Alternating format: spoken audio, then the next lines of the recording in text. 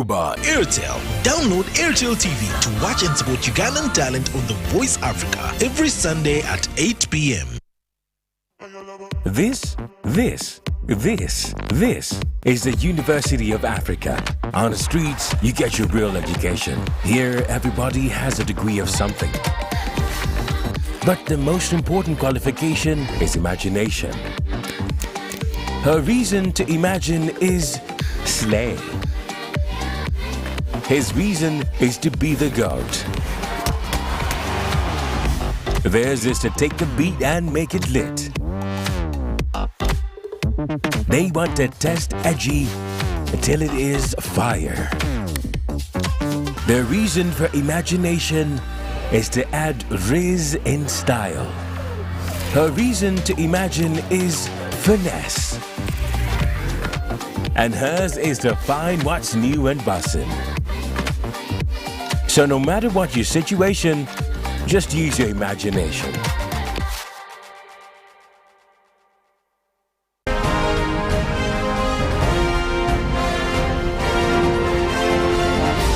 This is Good Morning Uganda.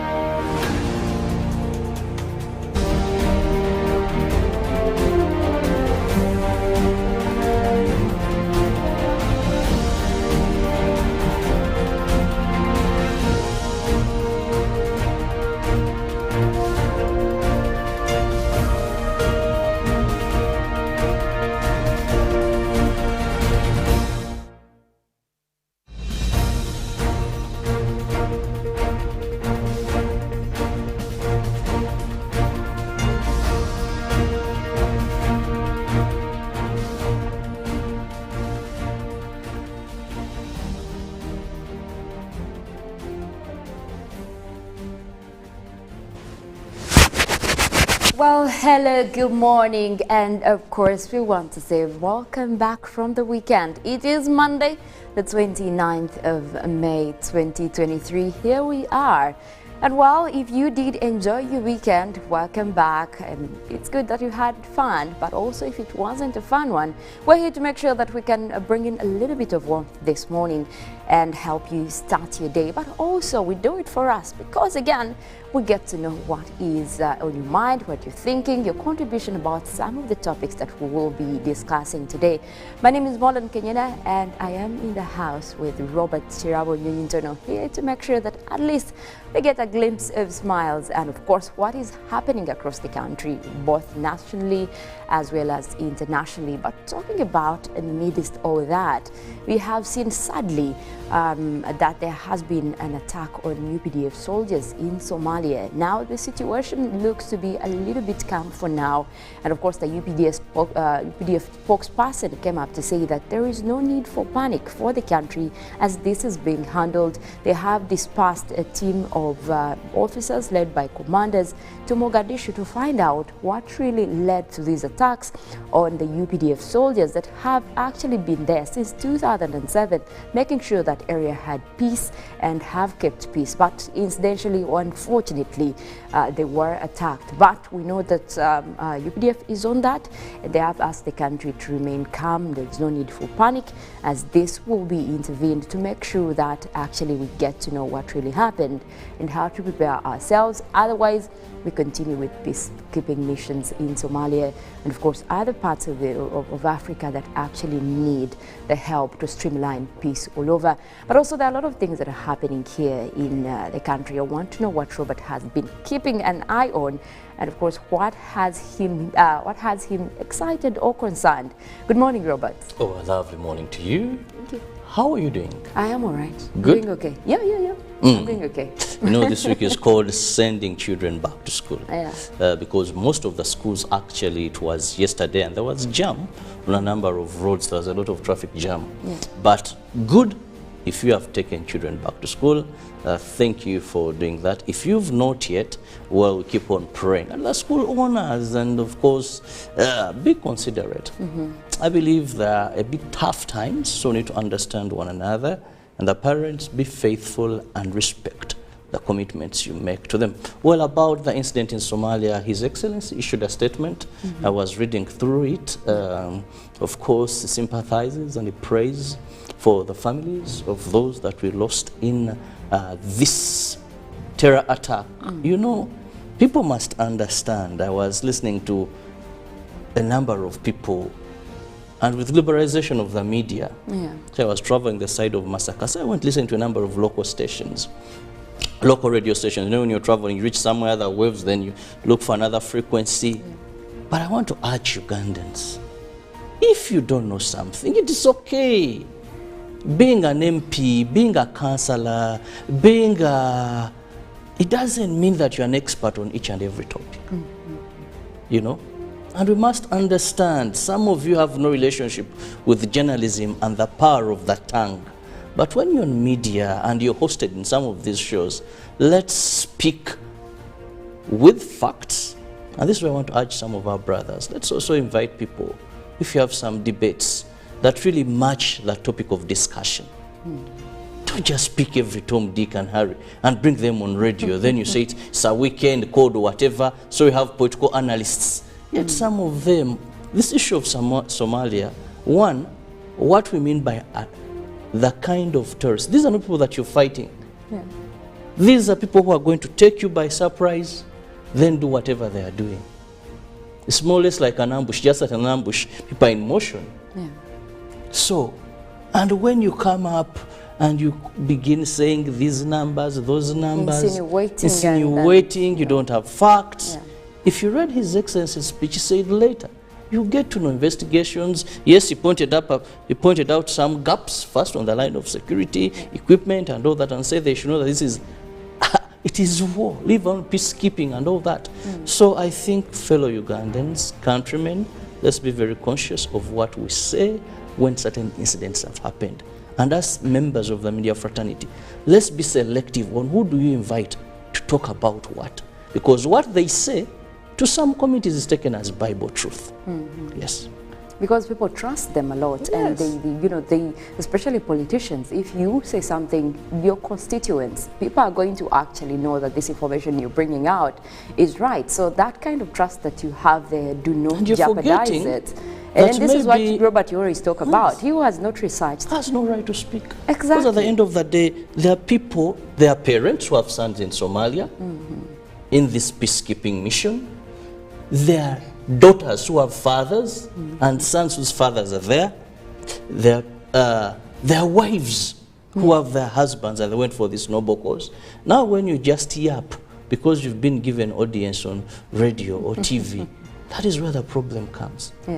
Yes.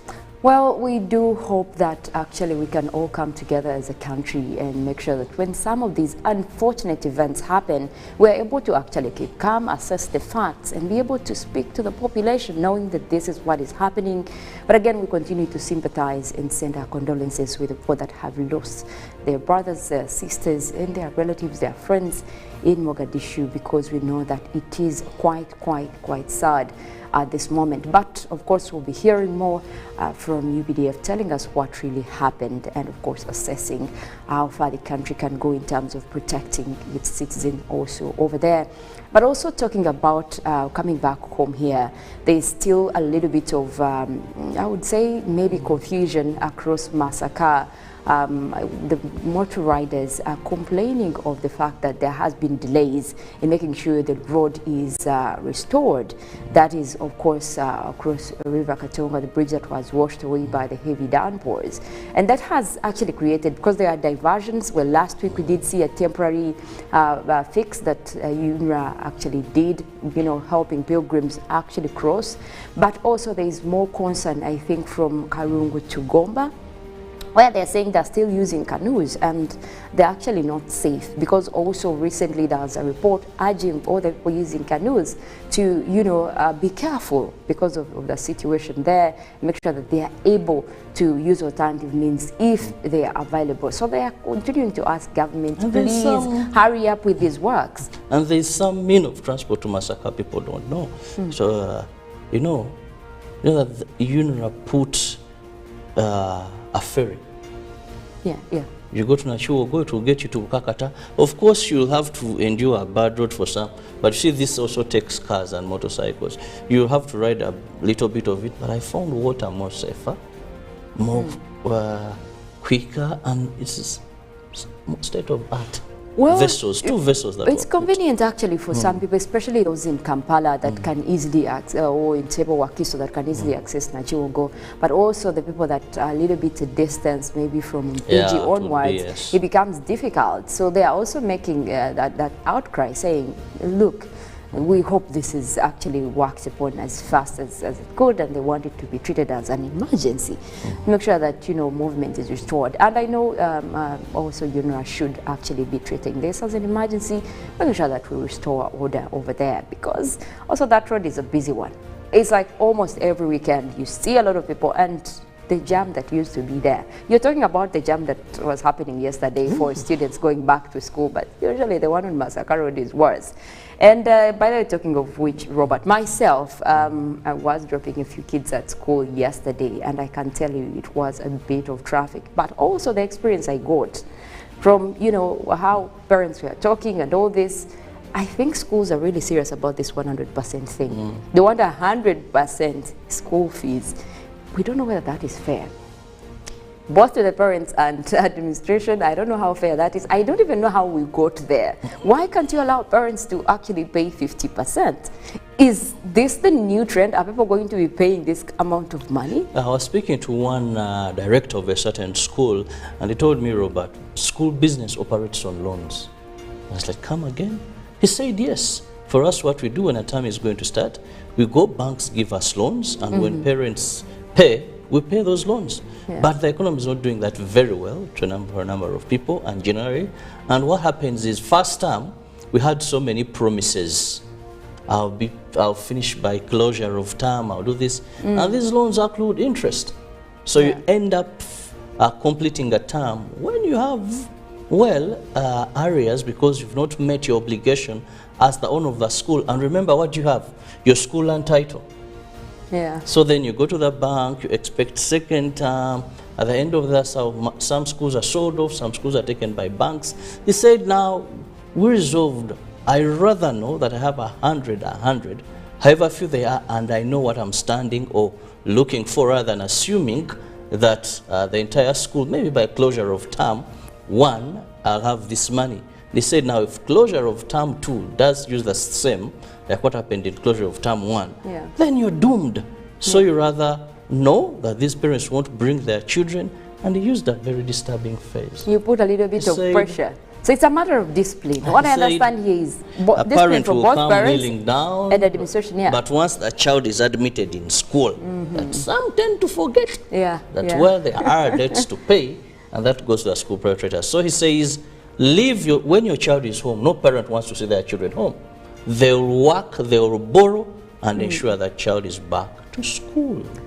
So I guess the entire message is let's find a balance. Let's keep discipline. If you say you're going to pay this amount of fees at a certain time, also be considerate that they need it actually to take care of these children. But obviously, a lot is happening across the country, and of course, we'll also be looking at what is happening internationally. But right now, Robert, we want to look at the local stories. What do you have? Well, I want to begin by at least an update on the attack in Somalia regarding the forward operational base. Now, President Yoweri Museveni attributed the recent Al-Shabaab attack on the UPDF forward base to internal problems and darkness.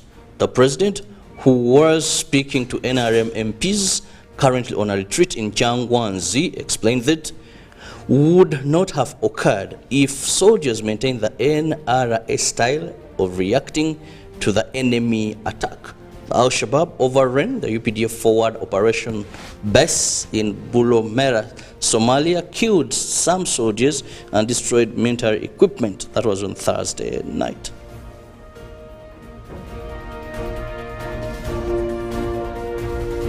And moving on, following the allegations in the media that some courses and programs expired in the last 5 years, the Minister for Education and Sports, Janet Museveni, has reassured the general public that qualifications awarded by higher education institutions in the country are valid. However, the minister encouraged higher institutions of learning to always work tirelessly, periodically with the National Council for Higher Education to ensure reassessment of these programs.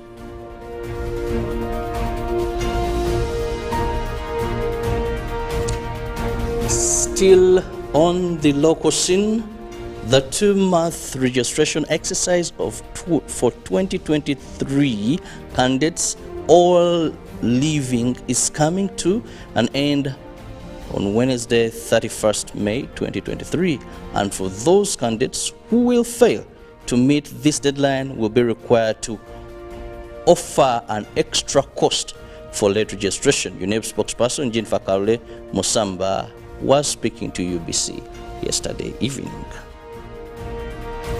And finally, on the local scene, we look at State Minister of Works and Transport Muswa Echweru, together with his Kenyan counterpart Chipchumba Mukomen, have led a meeting at Malaba border to find a lasting solution for the heavy traffic jam of trucks at Malaba border point of entry. They agreed to increase on the number of scanners along the route, quicken standard gauge railway construction, and above all, expand road network as a way to decongest the border point. Their meeting follows the recent strike by traders at the border over diversion of empty trucks via La Kwaka border.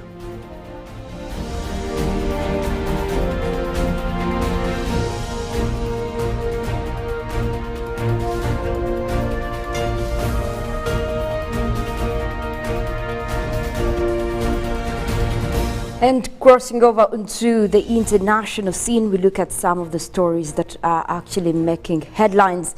Well, the Turkish President Recep Tayyip Erdogan has won the re-election, according to the country's Supreme Election Council and unofficial data from the state-run Anadolu agency.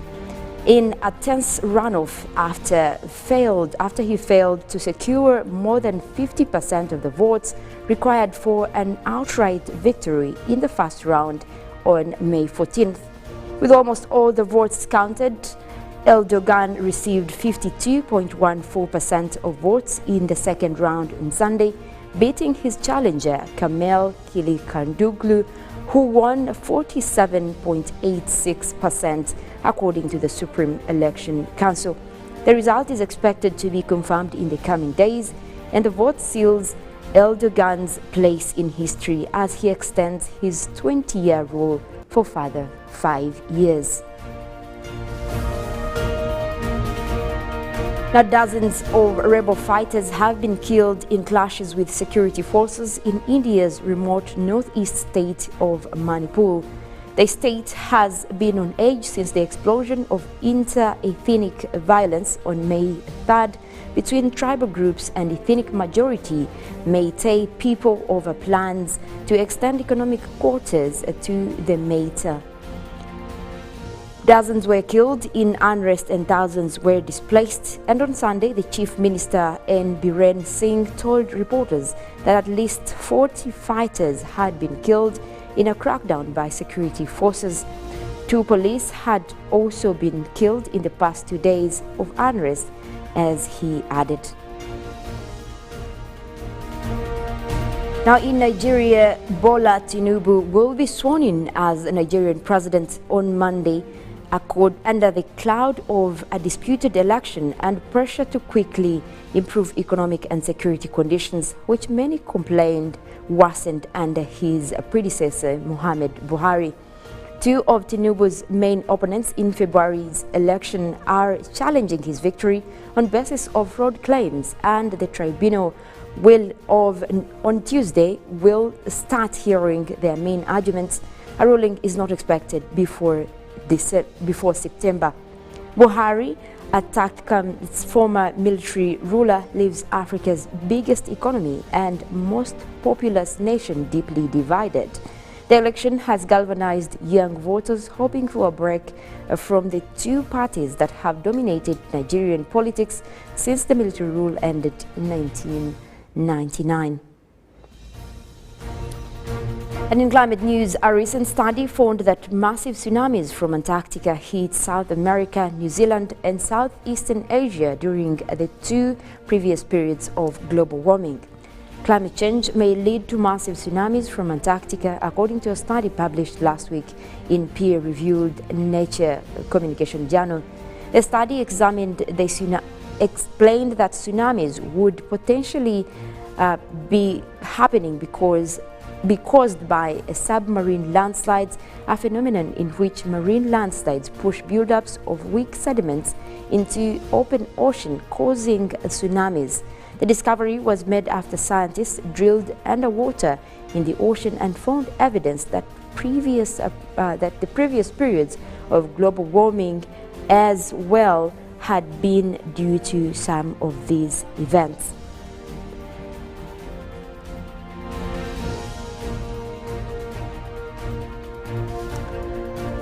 Well, there you have it, and of course I'm a bit concerned when we talk about global warming and of course the changes that are happening across the world. Just recently there was that is a report that came out from the regional center across East Africa saying that we're still looking at a dry season for June. We are just about to enter June, but this is going to be mostly dry for northern Uganda, and just a few areas that were highlighted within the southern sector that still won't be performing, and this goes on up to August, and it keeps, you keep getting concerned on when do we get a break, because right from the extremes you now have a stretch of dry weather, and the advice they usually give is irrigation. Farmers can turn to irrigation, but between you and I, Robert, we know irrigation is costly. Now you wonder how many farmers are going to be affording this actually. Well, I would say government has had some initiatives. One time I was in a certain district where there were some irrigation pumps and government was paying 70% for the people there, but had to go through districts. But the only problem we have is sometimes such information does not get to the farmers. Yeah. Doesn't get to the farmers. So what happens is these people know of these opportunities, they forge family members, friends, and they end up being the beneficiaries. But we must also teach our farmers how best do we move away from rainfall-fed agriculture. Yeah. Because for a country like Uganda, where we say agriculture is our backbone, no wonder very few are in commercial agriculture. Yeah. But we cannot still depend on rainfall-fed agriculture. And I've seen people who make money now in agriculture, that they plant during the dry season. So while others are waiting for the wet season, for the rains to come, for them they have things on market. For example, if you want to make money in tomatoes, tomatoes you plant in the dry season.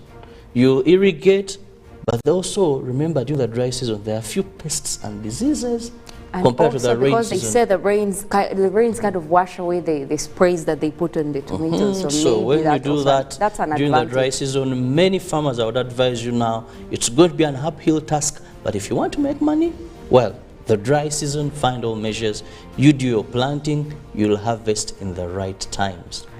Well, take initiative and make sure that you're able to continue with the activities even when the weather is not on your side or the best side that you would want it to be. But also looking at what is happening in our dailies today, looking at Points Media, we'll look at the Daily Monitor and the big headline right there, Al-Shabaab attack, the unanswered questions. That is a story you can look for, you can look out for in the Daily Monitor for today.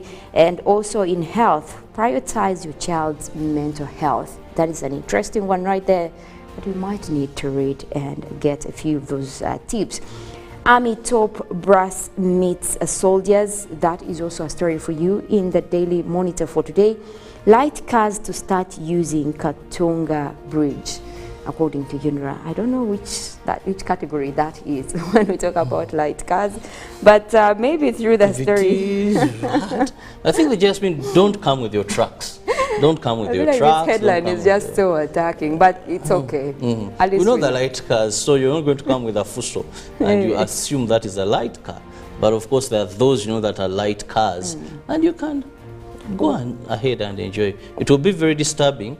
You leave the other route, then you reach at the bridge and you're bounced and they tell you this is because of how heavy that car is. I think it's just being very clear. Well, there are more stories still looking at Bundibujo schools not opening over measles. That is still a problem over there. And of course, they are giving you more stories on that. And the children there immunized?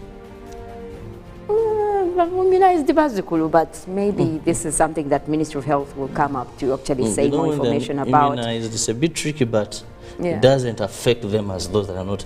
And you see also there are a lot of local beliefs associated with measles. That is the other problem. I hope people now don't go into managing this locally, because we know there is help out there. There is actually medical help that can cure this disease.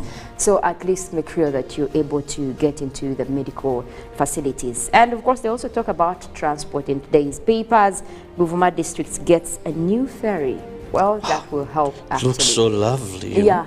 Let's the go pictures to Buvuma. For all, I think that would be a good one that we could actually explore. So people who like to explore Uganda, you know that there is a new fleet that can help ease up transport over there. Well, this morning we'll also be looking at more of interesting discussions that will be coming up later in our newsreel. We'll be taking you through that. And of course, we do have another topic of discussion in Good Morning Uganda agenda. You don't want to miss that. But we'll also be looking at more of the updates on the road in terms of traffic. We'll look at the weather and of course the sports highlights as well. But for now, we'll be taking you through an inspirational song of the day. It's Monday. We get you started a little bit of a warming up. Make sure that we can start the day with that. We'll be back after the inspiration song of the day and a break. Good morning.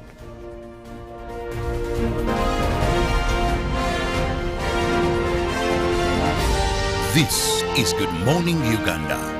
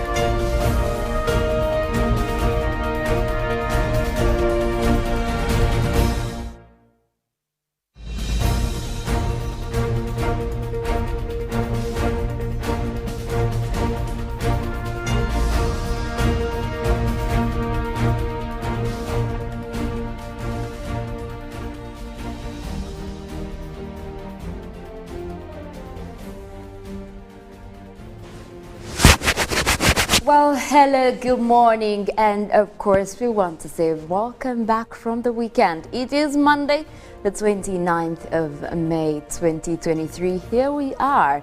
And well, if you did enjoy your weekend, welcome back. And it's good that you had fun, but also if it wasn't a fun one, we're here to make sure that we can bring in a little bit of warmth this morning and help you start your day. But also we do it for us because again, we get to know what is on your mind, what you're thinking, your contribution about some of the topics that we will be discussing today. My name is Mollen, Kenyena, and I am in the house with Robert KIrabo here to make sure that at least we get a glimpse of smiles and of course what is happening across the country, both nationally as well as internationally. But talking about amidst all that, we have seen sadly that there has been an attack on UPDF soldiers in Somalia. Now the situation looks to be a little bit calm for now, and of course the UPDF spokesperson came up to say that there is no need for panic for the country as this is being handled. They have dispersed a team of officers led by commanders to Mogadishu to find out what really led to these attacks on the UPDF soldiers that have actually been there since 2007, making sure that area had peace and have kept peace. But incidentally, unfortunately, they were attacked. But we know that UPDF is on that. They have asked the country to remain calm. There's no need for panic as this will be intervened to make sure that actually we get to know what really happened and how to prepare ourselves. Otherwise, we continue with peacekeeping missions in Somalia and of course other parts of Africa that actually need the help to streamline peace all over. But also there are a lot of things that are happening here in the country. I want to know what Robert has been keeping an eye on, and of course, what has him excited or concerned. Good morning, Robert. Oh, a lovely morning to you. Thank you. How are you doing? I am all right. Good? Doing okay. Yeah. I'm doing okay. You know, this week is called Sending Children Back to School. Yeah. Because most of the schools, actually, it was yesterday, and there was jam on a number of roads. There was a lot of traffic jam. Yeah. But good if you have taken children back to school. Thank you for doing that. If you've not yet, well, we keep on praying. And the school owners, and of course, be considerate. I believe there are a bit tough times, so we need to understand one another. And the parents, be faithful and respect the commitments you make to them. Well, about the incident in Somalia, His Excellency issued a statement. I was reading through it. Of course, he sympathizes and he prays for the families of those that we lost in this terror attack. You know, people must understand. I was listening to a number of people, and with liberalization of the media, so I was traveling the side of Masaka, so I went listening to a number of local stations, local radio stations. You know, when you're traveling, you reach somewhere, other waves, then you look for another frequency. But I want to urge Ugandans, if you don't know something, it is okay. Being an MP, being a councillor, it doesn't mean that you're an expert on each and every topic. You know?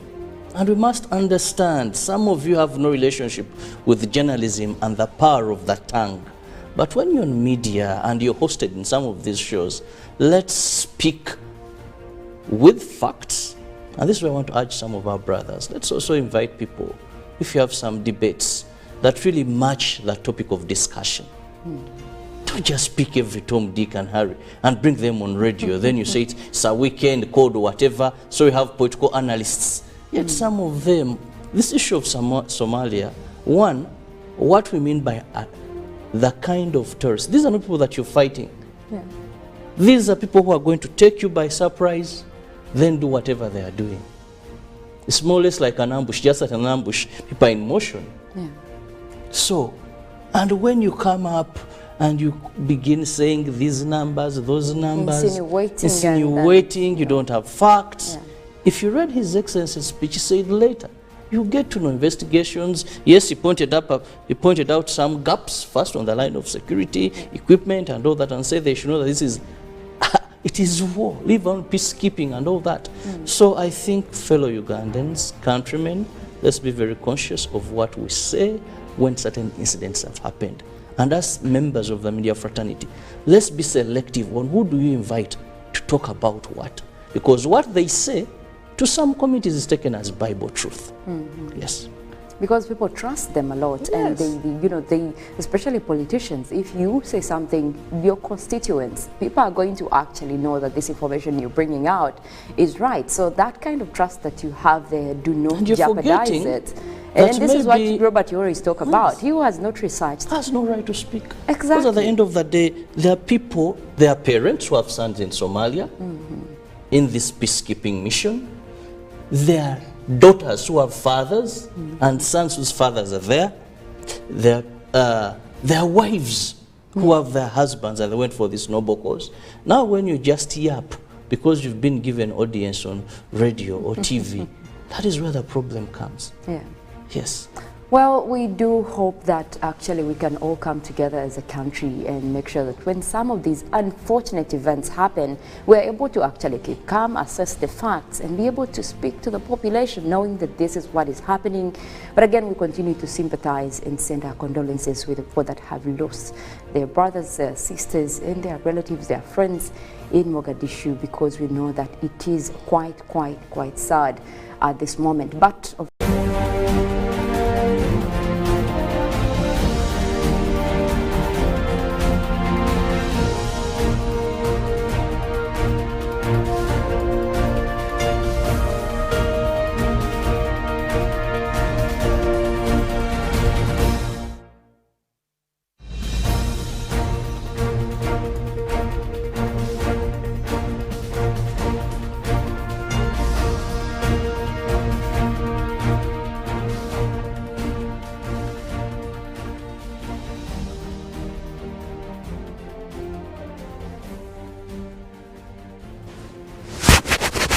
Well, hello, good morning, and of course we want to say welcome back from the weekend. It is Monday, the 29th of May 2023. Here we are.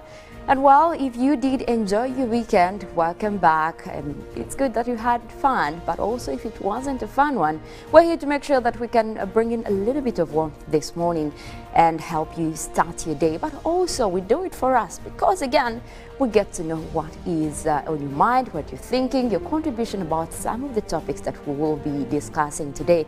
My name is Mollen, Kenyena, and I am in the house with KIrabo here to make sure that at least we get a glimpse of smiles and of course what is happening across the country, both nationally as well as internationally. But talking about amidst all that, we have seen sadly that there has been an attack on UPDF soldiers in Somalia. Now the situation looks to be a little bit calm for now, and of course the UPDF spokesperson came up to say that there is no need for panic for the country as standing some of these roads up country, and we know that UNRWA has been of course handling that. But also if you look at some of the challenges that have been happening, especially when it comes to starting the road and finishing it, there is an issue of compensation that always comes up. And of course how this is handled is a challenge that is faced both from the government side or the authority that is involved, but also to the residents, to the locals that are said to be actually compensated. Now, also on a bigger note, we want to look ahead into what this could mean. If there is a drift between the two parties, that means there's going to be delay in works, there's going to be a lot of, when it comes to finances that are actually put on certain projects. And at the end of the day, you actually have a road that is lasting longer and longer. And some of these issues, we want to understand, where does it get wrong? Is it that the government cannot afford to compensate these people? Or is it that people themselves have actually gone an extra mile to take advantage of that? Because when they know that, okay, now there's going to be a road here, this is government involved, so let us ask for each amount, any amount that we want. And we saw an example also, I think, in the previous, in the past, when there was a tree that, someone said, no, this is our ancestral tree. For you to take it off for this road, you must pay a certain amount, quite a huge sum.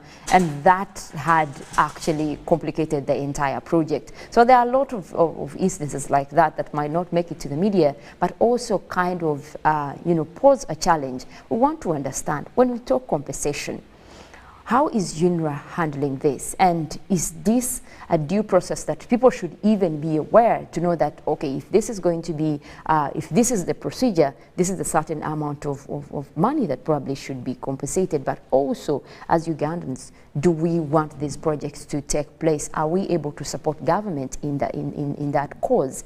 And Robert, I want to bring you in here, especially we look at the side of UNRWA. Recently, we're also talking about the Kampala-Jinja Expressway that we know also had earlier plans, and it was delayed because of the issue of compensation. And now recently we're seeing that it could actually be taking shape because of, the plans now to involve everyone because of the legalities that were involved.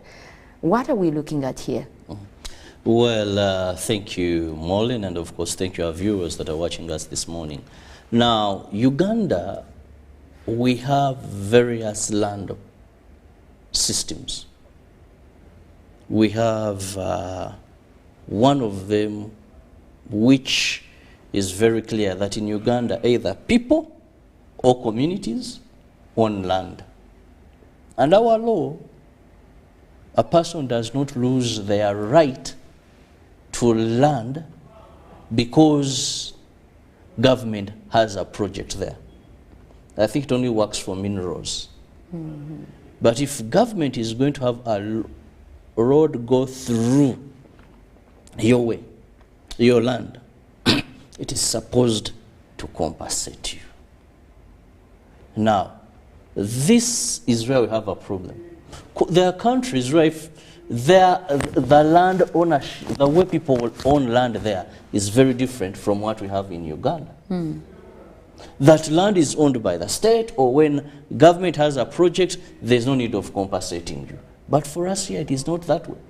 Government The government project is passing through private land, therefore I must be compensated. About some years back, I was doing an early morning radio show on UBC Star FM, and I hosted Dr. Chris Valiomus, very early morning show. And by then, I don't know what happened, because by then there is something that had piqued public interest, which was called a bill that was coming, known as compulsory land acquisition. He explained it to the latter. He left me with volumes to read. I did a lot of reading.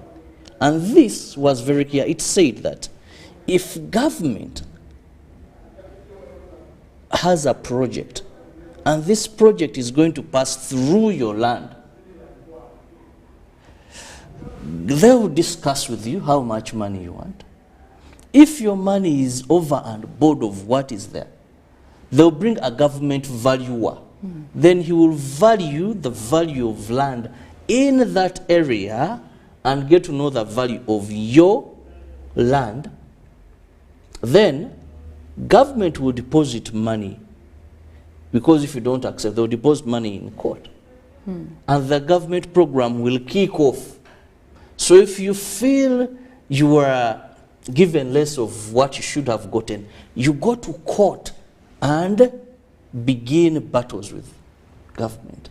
If court finds out that you are given less of the value of that land, then court will direct government to add you money. That was what was the bill that was coming. But I don't know what happened. Thereafter, I've never got time to have Dr. Chris Valiomusi and ask him what happened with the compulsory land acquisition bill. Because I want to tell you, the cost in some areas, the cost of constructing a road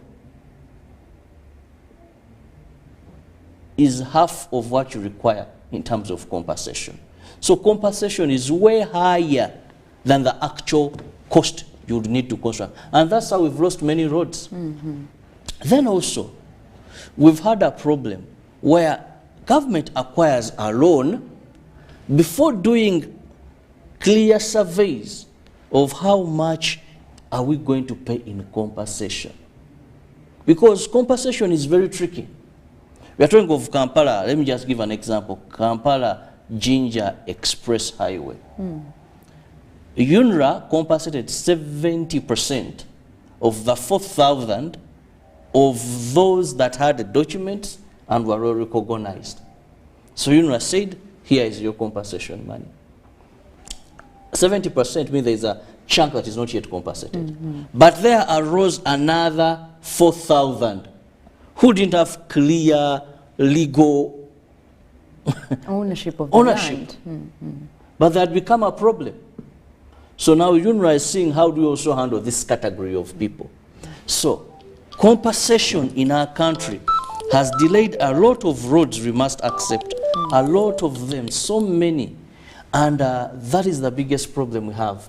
Now, first, one must understand, we have different systems. We've said of land, and here either communities or people own the land. But then there is another big problem, that we have what we call willing buyer and willing seller. You know, one time there was an issue. There's some land that came to Parliament. I don't know if Mollen, by then you followed what we called the Tema Angalo saga. So someone stood up and said, but you people, there's a willing buyer and a willing seller. So I have the right to sell my product. I have the right to sell my land any amount of money I want. If you can't afford it, you go away. But for me, you can't take away the right from me to sell my land at the cost I want to sell it. The person will say, according to my valuer, according to my valuer, this is what I want for my land. This is what I want. And compensation there ceases to be. It is more exploitive. And some people know that government is going to construct the Jinja Kampala Express Highway. They go, they buy land cheaper in that area. So when government comes with a program, then you find that they overrate the value of their land. But they knew in advance that government is going to come here and purchase this land. So they buy people cheaply. You just see, Gundi Aguze. Then after here, there's a road that is going to pass through here. So how do we curtail such evil-minded people? Yeah. Because you want to have a road, but then someone looks at it as a business venture. But then there's also another challenge, that when government talks about compensation, you know, Mollen, compensation is not just giving me an amount of money. That's giving me money that is going to put me in a situation fairly almost where I was. You don't find me in a 3-roomed house and the money you're going to give me cannot get me to something similar to that. So this compensation, when it comes, is it real compensation? Do we have a manner that is transparent, that actually the would-be beneficiaries get that money and of the right amount? We've had people, courts have sat, where someone says, for me, they told me, sign this amount of money, but I was, excuse me, given this amount of money. Mollen, we tell you, we're going to sign in obukadde bibiri. Naye tukuwako obukadde chikumi. But right there, Robert, because we're looking at this on the government side, saying, yes, there are constraints. Yes, people are asking for a certain amount and they feel this is what I should get. But also you find that there are actually people that wouldn't be expecting a huge sum, and all of a sudden, actually, according to the government valuer, they're saying this is quite a huge sum to them. And actually, government is the biggest buyer, the best buyer. Exactly. Because for them, when they are compensating you, they factor in so much that an individual would not, because they look at inconvenience. There's a lot of things they factor in for them to compensate you. But also that opens up a window for, I want to say, corrupt officials that are taking advantage of the process, because they are at the forefront of overlooking these projects. So what they do is, like you said, you sign for, I'll give an example, maybe 100 million for you know, that kind of compensation if it's a you know, a larger place. And after signing for it, that is actually, like you said, what government has decided will be paying this person. Then there is bureaucracy. Before signing, you see the 30% is going to the person who is going to ensure that this money gets to your account. Now that has already reduced the amount. And before, even the LCs are saying, no, because now we are also going to help you to make sure that this money comes to your account. That takes off 10%. So by the time it gets to the real person who is supposed to benefit, because at the end of the day, some of them are being displaced and they are going to different places, they are probably going to have to use this money. But this is a chain of corruption that goes on and defeats these people that are actually trying to benefit from, not even trying, that are supposed to benefit from this so that they can relocate peacefully. We don't see a lot of efforts on the government side to get rid of such a chain, and also for the officials that are involved. Why can't we put a clear procedure such that people are not exposed to that kind of third, fourth party in acquiring their benefits of land? Now, in third world countries, we have problems of people believing they are being helped when it is their right. I'll give you a simple example. I've attended functions and always the guest of honor comes late. And when he comes, people clap, people cherish, people do that. And to some, they believe it is okay if you're the guest of honor, you come late. Actually, if you come early, people will, this You person, they are we invite you as a member of parliament. Yeah. Then for you, you come late. I'm a born-again Christian, which I'm proud of. I confess the power of transformation of Jesus Christ. But you find that even in church, some pastors make it a point. Praise, worship is not there. Then he comes only so that the moment he sits, he's ushered onto the pulpit. I see that as pride and nonsensical. You go to hospital. Musawo, Musawo, Musawo. Any patient's a patient, you know? You go everywhere. People have not known what their right or what their entitlements are. And that is why we see a lot of victimization and leeway for such to happen. And these government officials are very crafty, by the way. A person who is entitled to compensation sees it as a favor. Government egenda isano oluguudo era munange akati government egenda isano oluguudo ate mwasangibwa wano akati government esazeewo bayambe. Government is doing you a favor. By the way, you cannot fight government. And those are notions, those are sentences they actually use to take advantage of people, because they just come up with, you know, sentences like that. Well, government is doing you a favor, and before you know it, actually, you also start looking at this as if, you know, they are going to be helping. But yet, in actual sense, this is land that you were living on, or probably you would get a lot from. And, you know, government, yes, we appreciate that the projects come. We know that it also helped in developing the area where these roads are passed through. So after making people timid and scared, it is a government program, you can't fight government, government is good, you're lucky, they can compensate you. Now already psychologically, these officials have traumatized the public. So, because they now believe I'm just going to be fair, and remember, some of these mistakes happen because you're going to compensate some people who may even somehow be slightly narrow road reserve. So there is all reasons for this person to feel that well, it is even my fault. Now what happens? They are easily succumbing to corruption. When you tell them, for us to help you, we are going to take a 10%. Another one comes 10%. Another this percent. These people are going to accept. 2,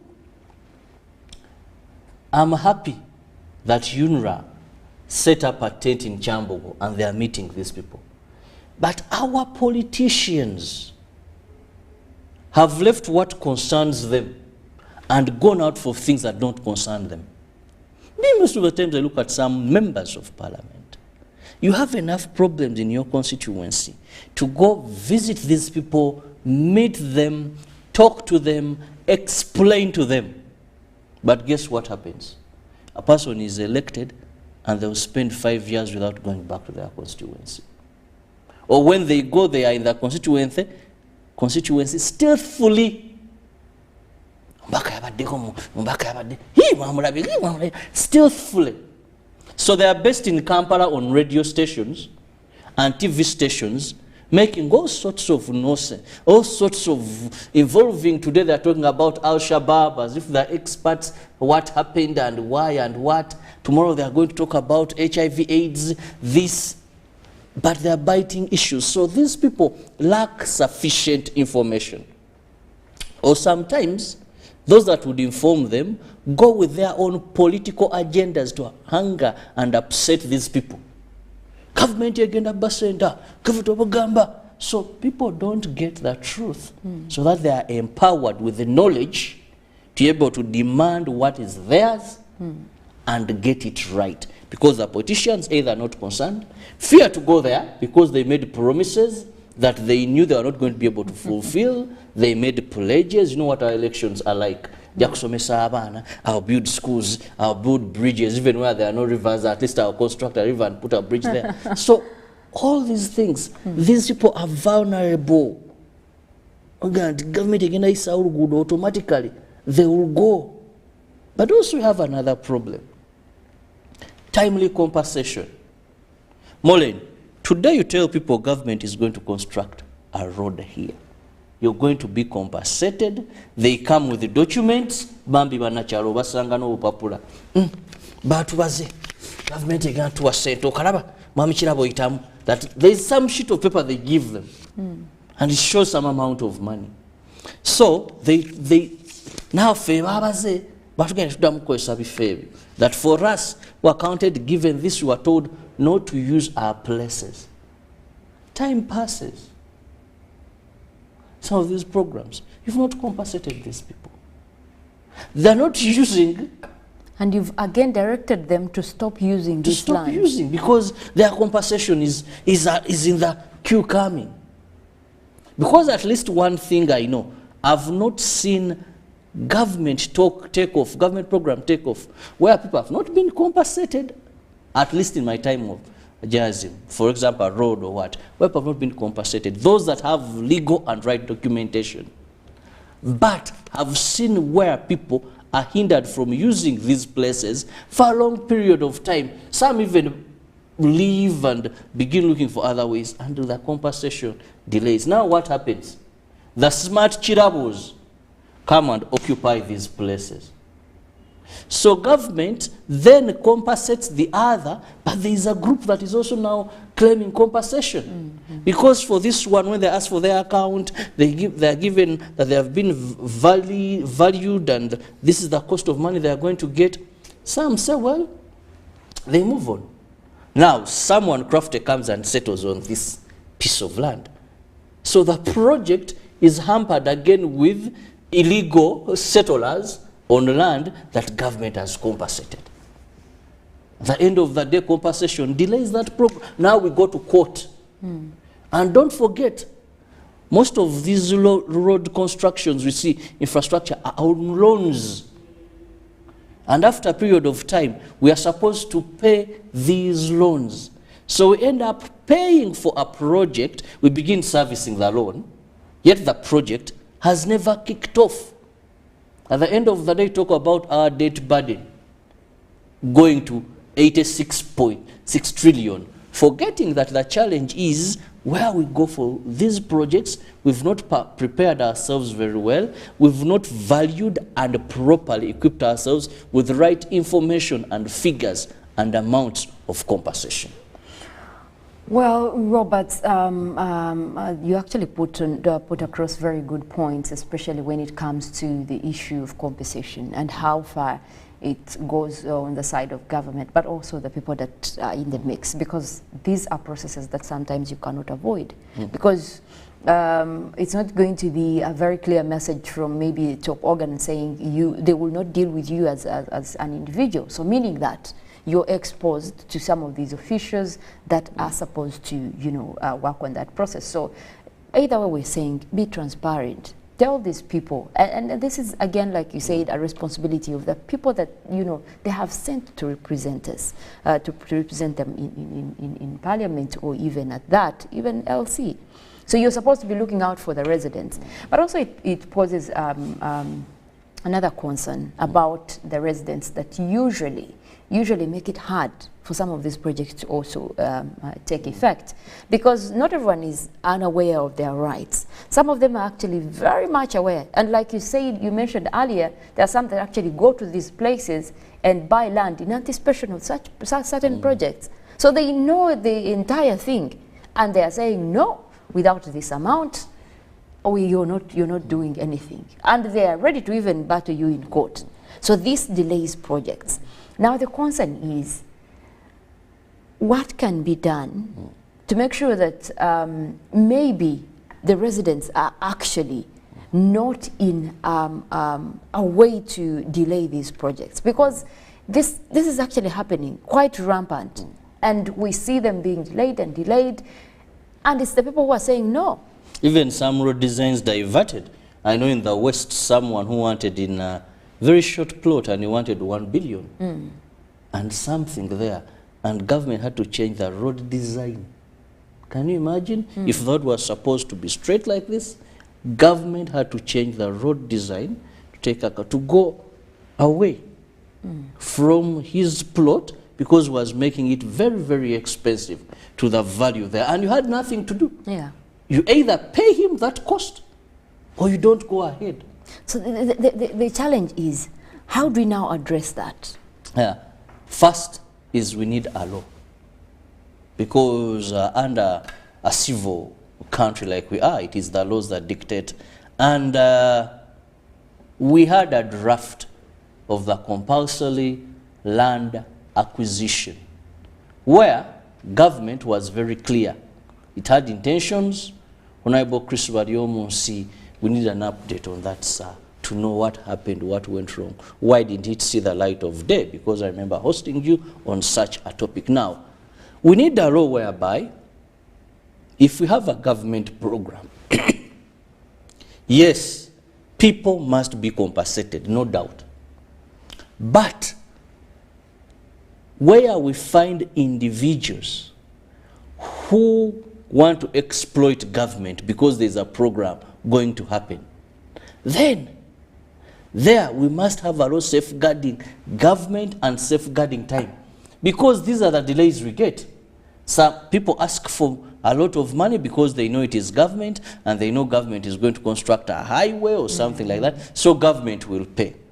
Now, for every land in Uganda, they are what we call land valuers. Government has its own land valuers, but also experts in land. For example, if you go to buy land in any area, people have bought land, you know, they are what you call these brokers. Some are not professionals, but they will tell you that a plot in this area, an acre of land in this area is between this and this. So if someone is to sell, the range should be maybe here, if you want an acre, it is 50 million. Between 50, 55, 60. So they will tell you, no, we can look for land within this area. So it should be that government can utilize this land, and the land valuer, someone gets the value of land at that particular point. Where someone is hesitant and thinks they are going to make a kill out of a government program, then government should go ahead and run their program. That Mollen, if you want to construct a road, we are not going to go to change road design, we are not going to halt a project. Then, you know, sometimes how they do a road, you know, they skip some part. Then they go and work on, you know, but also it brings in an issue, because you're actually diverting a course of the route. No, because on another side, that means it's increasing finance. You know, sometimes if there's a stubborn creature somewhere, then they can divert, and other people may not be as that stubborn. But wouldn't it be easier if you harmonize with these people, than instead of sticking to your guns and saying, no, this is what we are compensating? If you're not doing that, we would rather add an extra 2 kilometers. Do you know why they will do that? Because the cost, I told you in the West, I'm still trying to remember which part and the figures, but this man wanted heaven on earth in terms of compensation. So government had to change the road design. So what government does, it will come and take over this particular place. Then we don't delay a government program.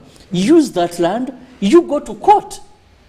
If the value of land for an acre is 150 million, and for you say you want 1 billion shillings, government will have the right, if you have such a law, to go ahead and use this land, deposit that money in court. So you go to court, if you feel your land was undervalued, then you secure victory, then government will make a top-up. But we cannot have land compensation delaying government programs. Then second, also, sometimes I think either because of political influence, government compensation. Now, look at the Kampala-Jinja Highway. You've compensated 70% of the 4,000 that had clear documentation. Now you're going back to compensate another 4,000 whose document, whose awareness or existence on this land is not clear at all. What does the law say there? Because if for you, you're at a place where if you don't have proper documentation, it is guessing, why should government spend money on you? You know? Government should say either for this compensation, the landlord or someone who has documents gets this according to the law, then you, the tenants, we should have a clear law that governs and directs the issues of compensation. Otherwise, we've had incidents where certain programs have never kicked off. Where I come from, we had to sacrifice land. We sat, the LC people sat and said, you people, we are going to have a road. But for us, let's agree that we don't ask for compensation. And the road was worked on. People sacrificed a few areas. Recently, areas was on the knock of KCCA over this Bugorobi Port Bay Road, and said KCCA had put at it about 40 billion to compensate people. because sometimes even in this government is losing money. But Ukwago said he had not heard of anybody amongst the people that are going to be affected claiming they need this money. So he believes that this was an avenue of officials to steal money from government. Because sometimes people are willing to give way for developmental programs. They are going to add on value of their land, accessibility and everything. But then we claim we should do compensation. So it is a clear law to stipulate that where people are voluntarily willing to give, then that we do not have compensation. But there is so much that we are losing in terms of money because we are having false or ghost compensations. You are compensating ghosts, or we are failing to have projects kick off and finished in time because of this problem of compensator KIrabo who wants $1 billion in a plot worth 150 million. Well, rightly put, but Robert, also we look at all these issues, and of course all we're aiming at is make sure that nothing delays development, because we know with road construction obviously you're looking at how you're developing the area, and this is all across for the government efforts. But as we conclude here, we want to find a balance between the two, and we know that obviously there is better that can be done. There's much that can be done on the side of government, but also on the residents that are, you know, affected during that whole entire process. Where should we put the balance? First, we must have effective and proper and timely communication to the people that are going to be affected by these infrastructure developments, more so roads. Timely, proper, effective communication.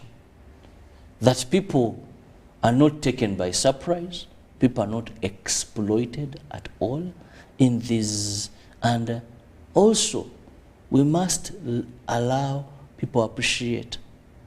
You know, there is nothing new we are doing. When electricity, people will tell you in the days of, early days of UEB, those that were there, some people never wanted electric poles to go through their land. They were told it becomes less fertile because there is electricity going through your gardens, going through. But people reached a way of letting them understand. Today I rarely hear of I hear of someone asking for compensation for electric poles to go through their gardens or through their land. You know, these people just come to take on. So we must also factor in that element of people understanding the value of these infrastructure development and how they are going to benefit from them. But also finally, we must, as government must ensure they scrutinize this issue of compensation, because there must be money lost somewhere and must be followed to ensure that the would-be beneficiaries are the actual beneficiaries of this land, but also to go back and find out as and when someone acquired this land before compensation. Because many locals complain, government names us with a sent empty. 2 years back, someone came and bought us. You know, this syndicate is something that we should make sure we can eliminate. So, timely information, but also ensuring that there is proper monitoring to see it that people, the right beneficiaries, are the ones that get this money. Let it be very timely, because without it being sufficient, I have no doubt, government is the best buyer. Government is the best buyer, but let compensation be timely and people vacate and the program continues and we enjoy proper infrastructure. Well, that is all we're saying. All we need is to make sure that some of these programs or projects that come across, we're able to take advantage of them, as in benefiting from them, how much they can contribute to our society and, of course, overall economic development of the country, and simply what we are aiming for. But well, we're still at it and want to look at what is happening across our papers, and crossing over to our neighbors, we'll be looking at some of the headlines that are coming across in the Daily Nation for this morning. Looking at the big headline right there, Ruto 6 shillings 2 billion to Globetrotters. Wow, that is an interesting one. And of course, they give you more details on that and the torch that is being put across. Housing levy unstopped, President tells Raila. Well, that is also right there, but also giving you more of what Raila had to say about that. Azimio raises red flag over multi-billion shilling school cooking gas project. Wow, that is also quite interesting, but they also give you more stories right there in the Daily Nation. In fact, giving you more on health. AI aids search for antibiotics to fight stubborn bacteria. Fish prices to rise by 50 paise on new tax, says importers. And of course, giving you more in the side of politics and what you can get from today's Daily Nation. But also looking at the Citizen, crossing over to Tanzania, the big headline right there, what mega projects and PPP will entail. Much more on that, which projects they are talking about. They're saying government has provided further details on the major infrastructure projects that are to be implemented under the public-private partnership. And on the national advice, climate change offers opportunities. That is also right there for you. They give you your health initiative that is changing the narrative on mental health, and of course budgets. Top officials meet in Zanzibar to discuss budget. Minister defends paved roads in national parks. Well, that is also a very interesting one right there.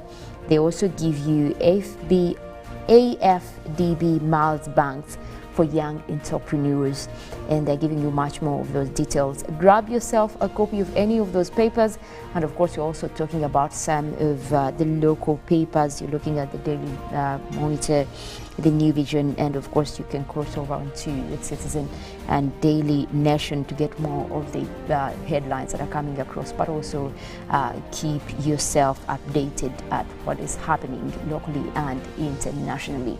We'll leave it at that in terms of our newsreel for this morning.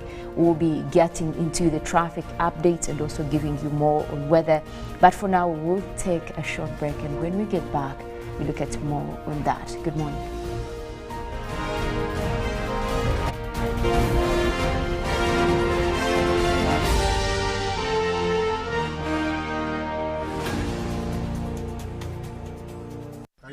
naye ddala oyagala kuba akinga okuze kuvuga ennyonyi okakasa gwe Kayongo ovuga ennyonyi usemesa kuvuga ennyonyi. Uganda Aviation Expo 2023 mwoleso gwa nnyonyi nga guli ku kisaawe Entebbe.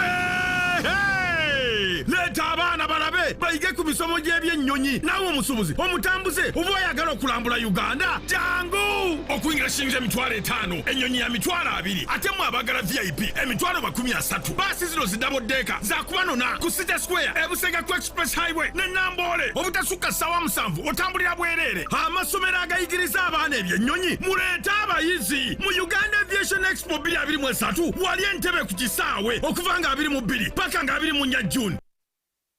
When you talk about our motherland Uganda, the pearl of Africa, you cannot fail to smile because of the smile that fills the faces of the citizens. Our nice good weather and nature that sustains us all, that enables us all to continue each in their own way, because we are all different even according to each individual's work. But what joins us to become one person is the sweetness from the flavored drink Alleluia Jingati drink and Alleluia Tamarind drink. The flavor that quenches your thirst while at the same time treating and healing your body because it is 100% natural. Enjoy the drink that has got the tamarind juice in it. Made by Alleluia Reflexology, Healthy Solutions and Nutritional Research Center Limited. Get yourself a bottle of Alleluia from all shops around. Pick of the day on UBC.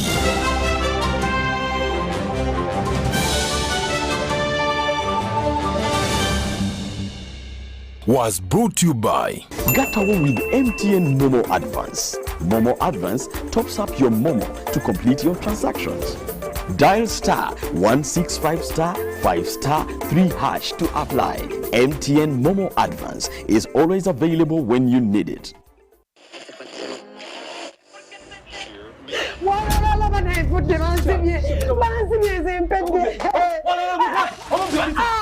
Yankwenu nawe olowooza babbi b'oku street be banzibye saabo kankubulire natikka ebintu byange okuva China ne baŋŋamba neetaaga tiini namba nze nga sigirina neetuma omuntu omulala abindeetere kati ngenze mu URA baŋŋambye ebintu byange ebiri mu manya gange era si byange mbu sayina tiini namba nze kati nebya tiini namba sibitegeera naye nfudde obusete neewola bwewole ye tiini namba byebiki bannange sente zange tax identification number oba giyite namba musuubuzi gyewandiisa miwala asasulira emisolo kati ebyo nze njifuna ntya bambikola ntya ebintu babigonza olina ndagamuntu njirina ogenda bugenzi ku website ya URA www.ura.go.ug awo n'olondako e-services then n'ogenda ku tin registration awo n'oteeramu n'ennamba yo n'omwaka gwe wazaalibwamu amannya go gajja kweleeta automatically awo n'ojjuzaamu n'ebirala bitono nnyo ebyetaagisibwa ng'ennamba y'essimu yo email address yo ne gy'obeera era nga bino osobola obbisanga emabega wandagamuntu yo then n'osubmitinga nga kamesagi kajja direct ku ssimu yo mu ddakiika ntono nnyo nga sina bannange bintu bikolera ddala bannange obugayaavu kibi omanyi nti obugayaavu bukuza muti bannange weebale Dangote bannange omponyeza omanyi ebintu byange bingi byowonyeza okubbibwa nzizeyo mu URA mbalage nti njirina okubeera ne tini namba kikuyamba mu bintu bingi nnyo okugeza mu kusuubula n'okusuubuza eby'emiguzi mu Uganda ne wabweru wa Uganda okuddizibwa ensimbi okuva ku misolo gy'ozosasula okufuna looni mu banka ez'enjawulo okufuna layisinsi okuva mu government agencies zonna okuwandiisa emmotoka yo n'okugula oba okutunda ettaka. URA tukulaakulanyize wamu Uganda.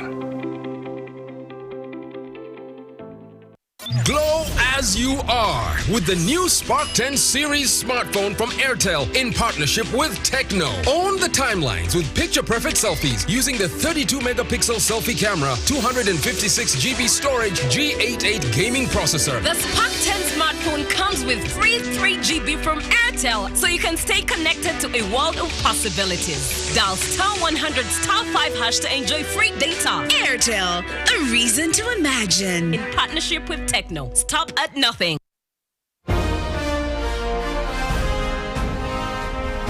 Live from UBC Studios in Kampala. This is Good Morning Uganda.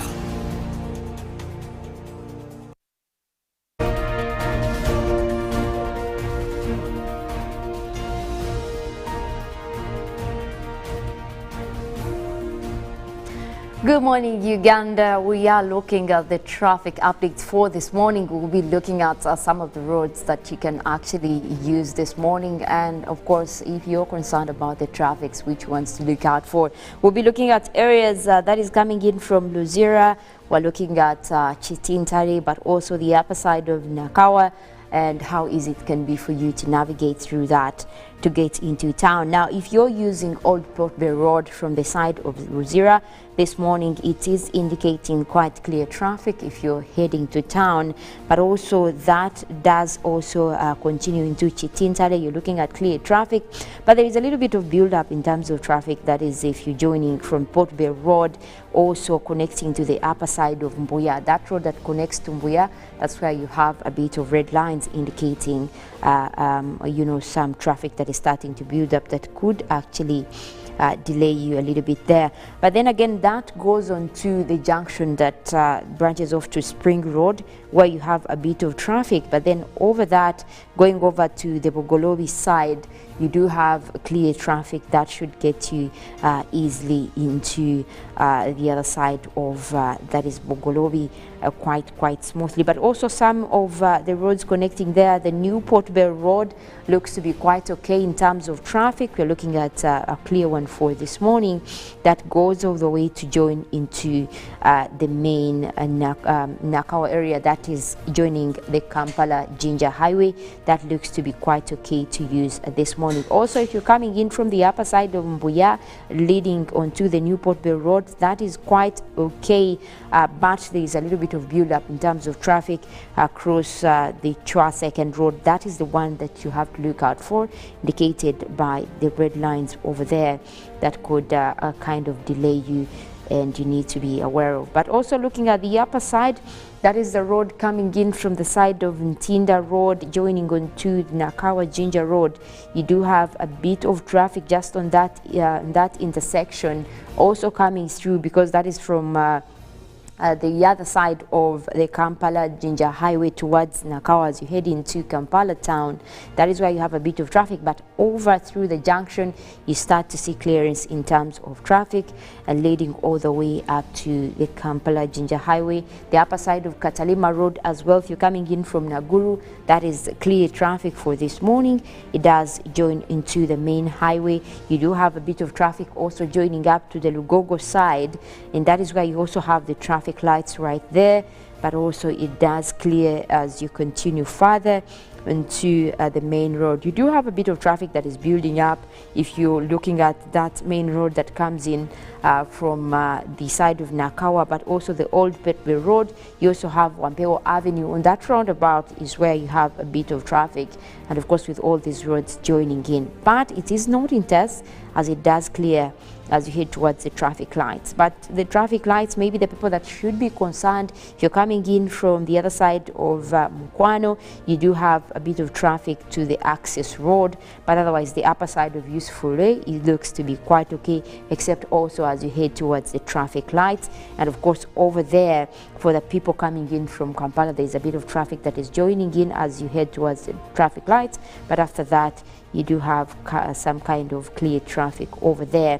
You also have a few distances with Kampala-Jinja highway as you join into Kampala Road, where you have quite some traffic, but that is actually not intense. Most of it is indicated by the green colors right there on the map. Away from that, we also want to take you through the weather updates, take a look at the satellites on what is happening over the country for this morning. We'll be looking at our images satellites. We did start off with mostly sunny skies across the eastern parts of the country, as well as northeastern and also the Lake Victoria Basin. We're still looking at very sunny weather over there, starting up also that is extending towards southwestern Uganda, indicated by the darker colors right there on the map.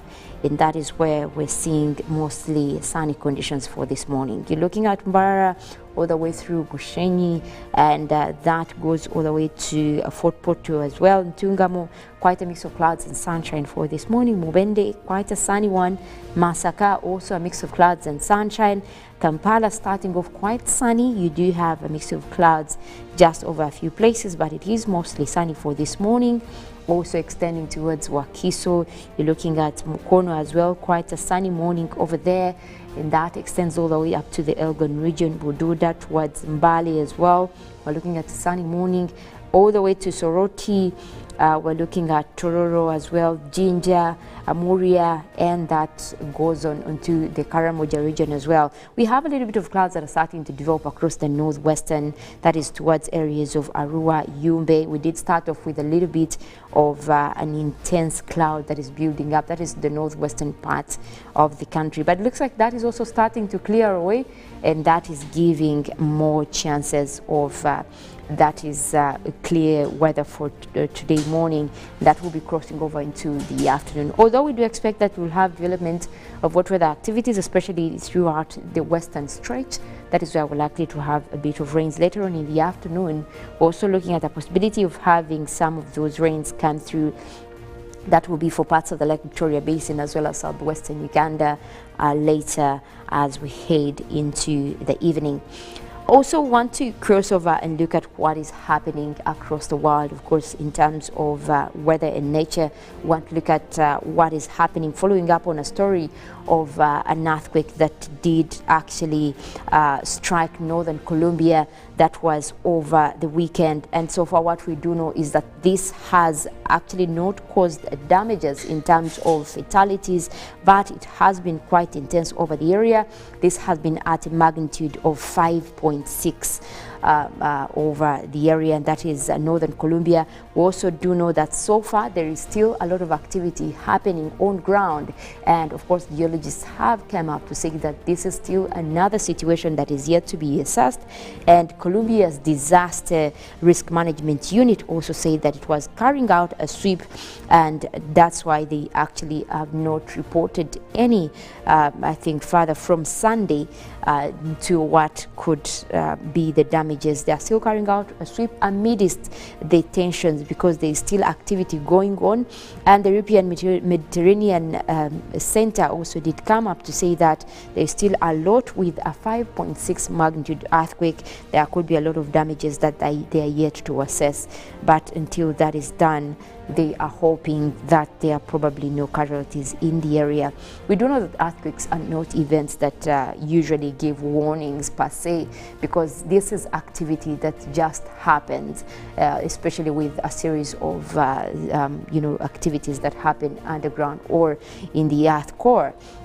So unlike the volcanic eruption where it gives warnings, you start to see a bit of cracking or magma or a lot of activity that happens, then you know there's likelihood of a volcanic eruption. Earthquakes do come in a very, very state where you're unable to actually detect its magnitude in the first place, and also assess the damages. So some of those are the natural events that come of catastrophic, and sometimes you actually have no way of giving early warning. But obviously also with such instances, it is now likely that the instability that is caused in the earth core could actually trigger more cracks or more earthquakes. So that's why actually whenever there is that first earthquake that strikes, they're able to determine whether it could actually be happening in the next area, which is what the Colombia's disaster risk management right now is doing to ascertain the fact that whether there could be more activities in the area.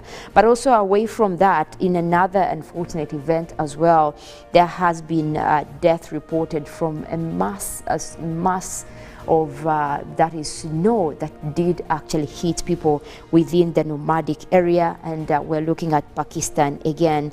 These are people that have been dealing with a lot of extremities when it comes to weather, in terms of flooding, in terms of landslides, but also when it comes to a winter season. This is usually associated by accumulation of storms that are formed by snow. And at least 11 people from the nomadic tribe, including 4-year-old, have been killed in this avalanche in northern Pakistan.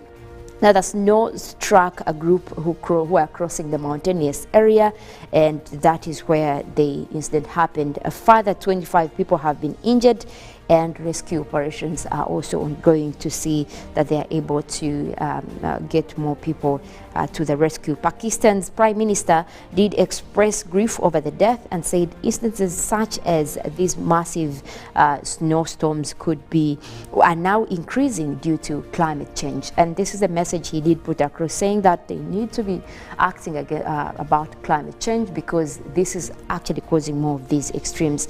Now, this happened earlier in the hours of Saturday in parts of Pakistan. You're looking at the Baltistan region, where there is usually a lot of snow for this time of the year, but also it never really gets to this extreme of forming up massive, huge storms that could actually hit people, causing death. And the Prime Minister did add, saying, due to the effects of climate change, such incidences are increasing, and the whole world has to fulfill responsibilities to protect developing countries like Pakistan from these harmful effects. And he did say that Pakistan's northern area is vulnerable to climate change and have experienced frequent extreme weather events, and now sometimes they are referring it as the third pole because of the instances that have been going on, and because it contains more glacier ice than anywhere else in the world outside of the polar region. This is the one area that we know is more filled with ice. You would think that it is actually in the polar region, but it is outside the polar region, which is why most of the events are linked to climate change. And of course, there has been a lot of melting in that area as well. You see snow melting, bringing with it huge amounts of water that also goes downstream to cause more flooding.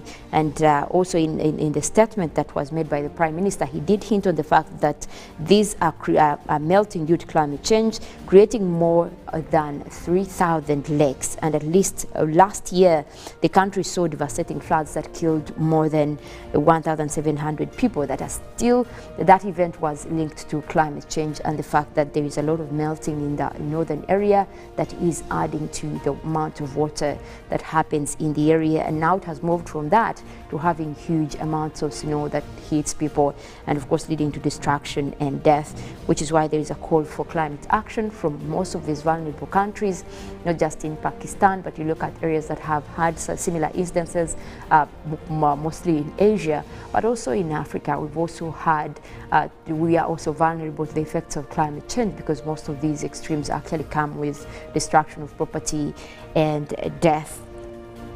We'll leave it at that. We'll be having Good Morning Uganda agenda coming up right after this. Later than that, we'll also be taking you through sports highlights, after which at the top of the hour, we'll also be going for Good Morning Uganda Extra. My name is Mollen, Kenyena. I want to wish you a wonderful morning.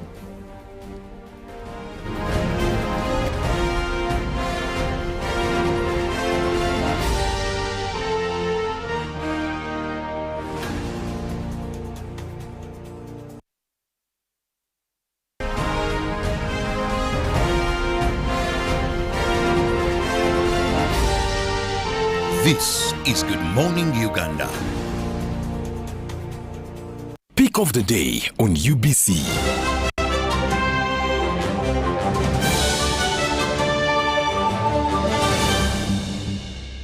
Was brought to you by Get away with MTN Momo Advance. Momo Advance tops up your Momo to complete your transactions. Dial *165*5*3# to apply. MTN Momo Advance is always available when you need it.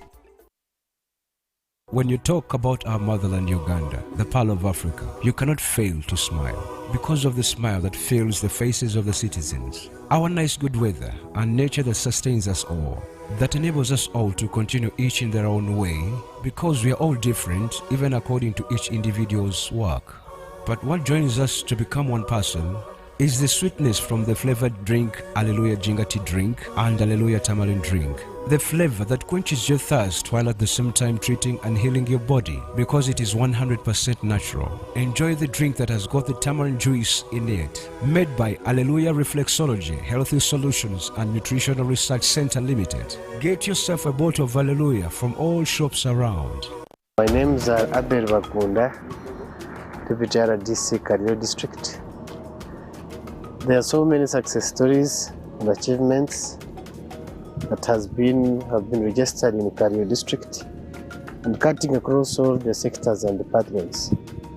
The government interest is to have seed schools in almost every sub-county. And so far, the coverage in KIrabo, we are still like at 40%. We are starting, but we are moving at a high speed. Then the Uganda Health Center, it is also a success story in the Department of Health. We are so far also the government is elevating the Manya Health Center for the district hospital. Then in the Department of Production, there are so many successful farmers moving far away from the traditional subsistence farming to the money economy. Our interventions of Myoga and PDM have so far had impacts on ground. Generally, it is good. We are trying, and there are so many success stories that anybody can come and see on ground.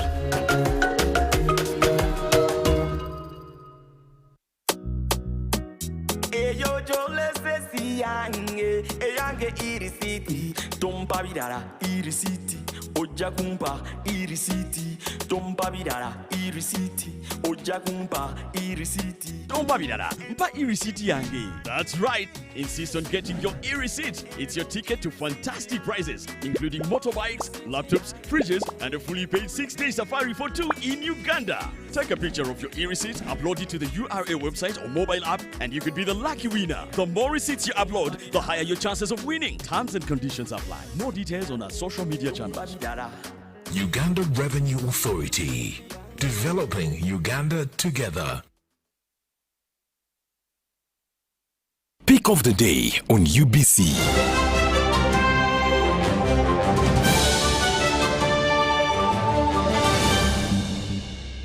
Was brought to you by Get away with MTN Momo Advance. Momo Advance tops up your Momo to complete your transactions. Dial *165*5*3# to apply. MTN Momo Advance is always available when you need it. naye ddala oyagala kuba akinga okuze kuvuga ennyonyi okakasa gwe kayongo ovuga ennyonyi usemesa kuvuga ennyonyi Uganda Aviation Expo 2023 mwoleso gwa nnyonyi nga guli ku kisaawe Entebbe.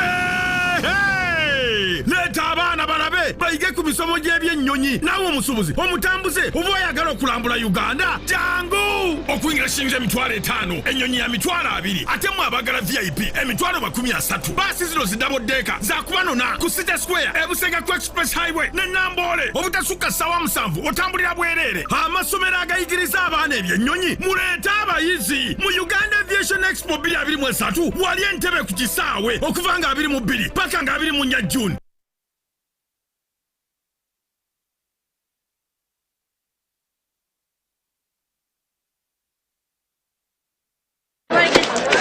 Juku. Yo. Check the shopping, man. What's your secret? Haven't you heard of the parish development model PDM? Yes, I did, but I thought it was just a talk. No, Sebatia. It is real. I and a few friends together formed a circle, accessed money from the PDM, invested in a portrait project, and now things are moving. Juku. I thought I was one of your friends. You are. But you left me behind. I didn't leave you in poverty. What you do, just visit your LC2 chairperson and your parish chief and start the process of economic transformation. Just like that. The parish development model is an initiative from the government of Uganda through the Ministry of Local Government designed to transform all lives of Ugandans for the better. PDM, my parish, my development, my life. Glow as you are with the new Spark 10 series smartphone from Airtel in partnership with Techno. Own the timelines with picture-perfect selfies using the 32-megapixel selfie camera, 256GB storage, G88 gaming processor. The Spark 10 smartphone comes with free 3GB from Airtel, so you can stay connected to a world of possibilities. Dial *100*5# to enjoy free data. Airtel, a reason to imagine. In partnership with Techno. Stop at nothing. Live from Now Avenue in UBC Studios. This is Good Morning Uganda.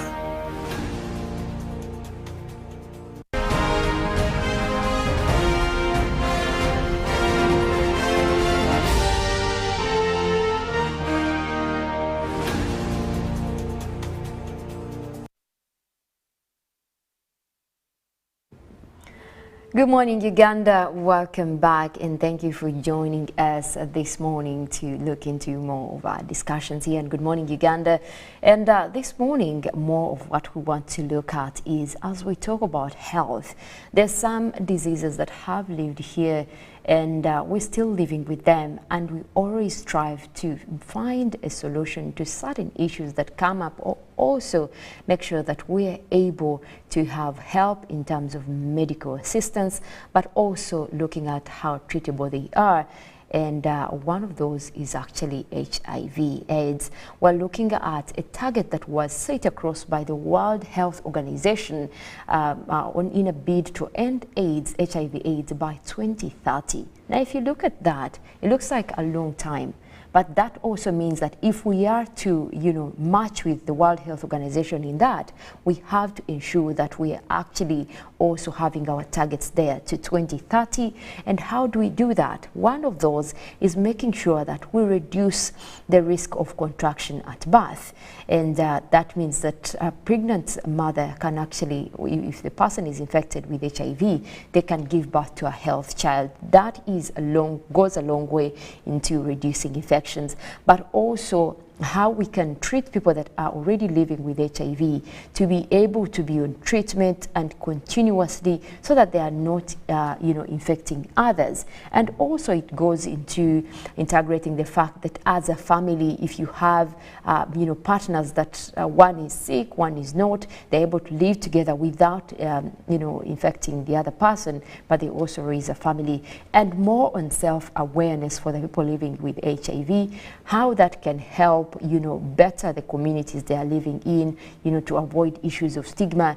And that is all the efforts that also Uganda has been involved in to make sure that we are living a world where we're reducing on the cases, but also people living with HIV are able to, have better health. So recently, Makeri did take a survey in a project looking at integration of treatments and treatment of HIV and family planning. Now, this is a project that is now looking at, that is in collaboration with the Ministry of Health, that have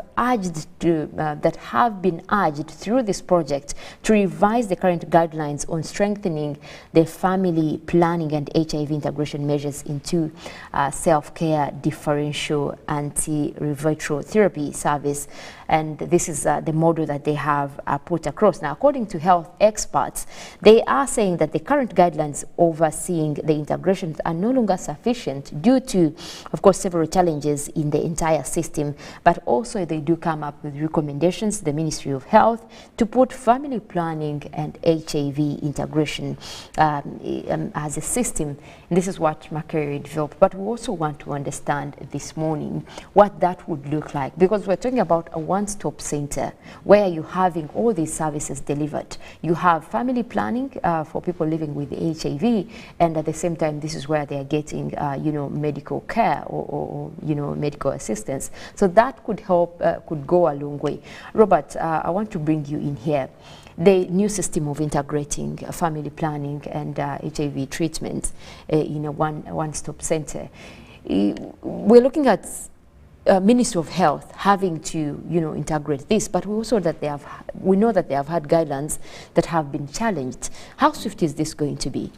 First, we must understand. I like the background you gave, which is very important. That the world is now looking at ending HIV/AIDS by 2030.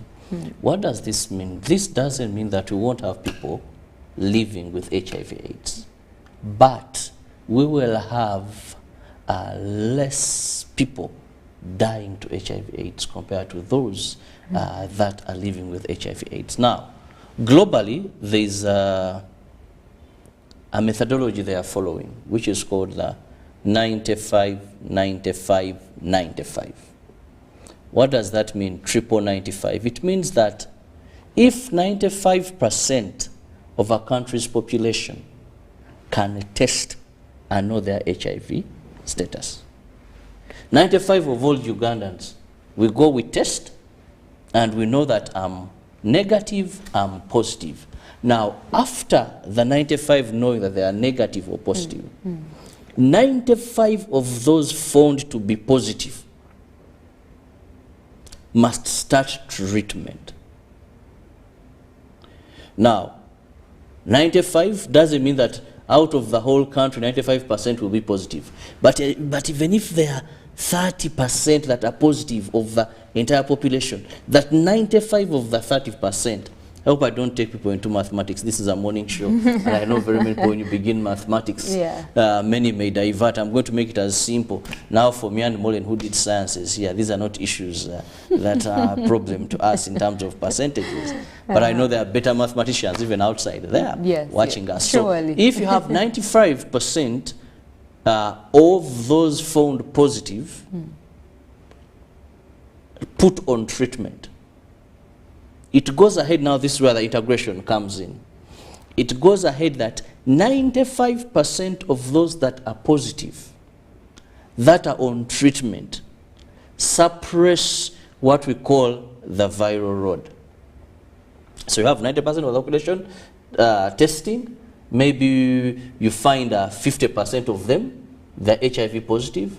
So 95 of the 50% that are HIV positive go on treatment and adhere and stick to that treatment, and 95% of those suppress their viral load. Now what does suppressing the viral load mean? It means that actually most of people, when they adhere to their drugs and they take them religiously, they are not able now to transmit the virus to another person unless there has been a lapse in treatment. So the high chances that these people, they are not able to transmit. So that being done as the methodology that World Health Organization believes nations are going to use to have the HIV limited by 2030. Now we go to where can you tap these people easily? One, family planning is gaining in Uganda. Many people are now talking about family planning. Those things are going away. Children are pride. I have this. Those are going away. Because now you must manage these children. Educate them, feed them, clothe them. So everybody is running to family planning. And if you've not yet, hey, you're living in the analog era.